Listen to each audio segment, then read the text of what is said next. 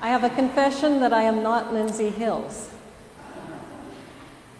And my love goes out to her and to all who are ill at this time or who are caring for those who are ill. But we are grateful for you who are here tonight in the pews and also you who are watching on live stream or this service afterwards to support Terry in her new ministry. One thing I have learned in the last couple of years is the meaning of the word pivot, as we all have, as we all try to adapt to every new thing that's thrown at us. And our readings tonight, and especially our gospel reading, speaks of having to pivot and bearing the consequences for that. And it reminded me of one of the books that you may also be familiar with from the Harry Potter series. At the beginning of the school year, those returning to Hogwarts are introduced to a new member of staff, Professor Dolores Umbridge, who addresses faculty and students with an illuminating speech about why she has come to teach. At first, she seems to praise adaptive change. For without progress, there will be stagnation and decay. But then she goes on to warn the following. Then again, progress for progress's sake must be discouraged. For our tried and tested traditions often require no tinkering. A balance, then, between old and new, between permanence and change, between tradition and innovation. Let us move forward, then, into a new era of openness, effectiveness, and accountability, intent on preserving what ought to be preserved, perfecting what needs to be perfected, and pruning wherever we find practices that ought to be prohibited. Most of her audience are bored or baffled or suspicious of her sermon. Maybe of mine, too.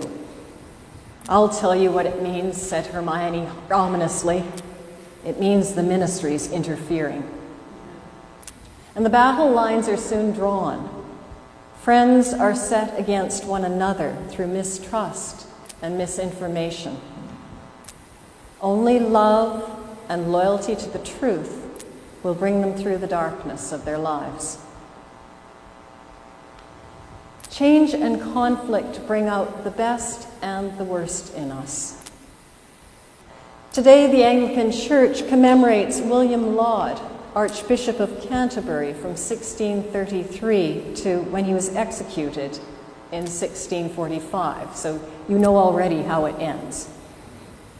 In the 12 years he was head of the church in England, he implemented a vast program of reform that was met by opposition from many sides. He preached against the pretended innovations in the church that he felt had been brought in by the Puritans. The majority party of the time wanted to purify the practices of believers. They had tried to simplify services in the old medieval churches by removing stone altars, stripping sanctuaries of decoration, and grouping participants around a forward wooden table to receive communion. I see here at St. John's you've hedged your bets. But these low church measures, unfortunately, also brought about inconvenience, irreverence, and not a little unpleasantness as people and animals jostled noisily in the services. Apparently that's why you needed warden's wands, to keep the livestock away. Laud sought to reverse these changes. He took the place of consecration back to an altar at the east end of the building.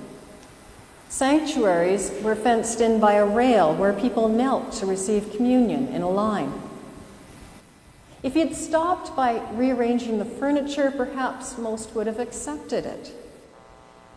But his darned emphasis on reverence, it included customs like acknowledging the altar, bringing back candles and vestments and hangings that were beautiful, but also reminded churchgoers of the Roman church they'd broken away from. And as a result, the Puritans considered him just as vile an innovator.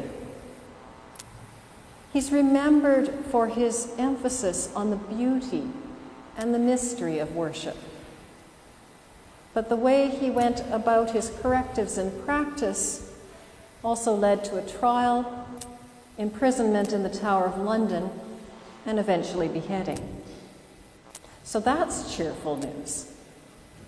And so we get, for this most delightful and joyous occasion of the celebration of new ministry, a text from Matthew chapter 10, verse 34. Do not think I have come to bring peace to the earth. I have not come to bring peace, but a sword. William Laud defended his disciplines as being for the good of the church, as being for the good of souls. And they enrich our tradition. But, oh Terry, let this be a caution. Even when innovators are asked for, the implementation of their ideas is not always welcomed. Jesus speaks of the cost of discipleship for those who follow his way and don't give in to the majority, even to family ties or loyalty to a party or group. Change carries seeds of conflict, and conflict can be creative and conflict can be destructive, as we all know. Our Anglican tradition has its share of innovators, people who have developed new methods, introduced changes, and brought about ideas of how to do things differently. From our struggles at the denominational level and the parish level, we've learned that how we do something is important as well as what we do. And parish leaders, both lay and ordained, are agents that help a community manage and adapt in healthy relationships. We are called to consult widely, to agree on a process for decisions, to inform as we implement, and to assess the results, both intended and unintended, of what we do. Never have we needed these gifts as much as we need them now. And as we rise to the challenge of collaborative and courageous action, we follow Christ's own way. He, too, was an innovator and labeled as trouble by those who did not see the value of what he was bringing back as well as bringing forward. But innovators are needed, and the church depends on them. Nurturing and growing healthy communities means finding ways for us to stay in dialogue, even when diverse voices threaten to turn against one another. A sword can be used to either sever ties or to cut through mistrust and misinformation to get to the heart. St. John Shaughnessy, in your parish profile, you have been clear about your intent. We welcome everyone and are enriched by the dynamic tension of differing beliefs.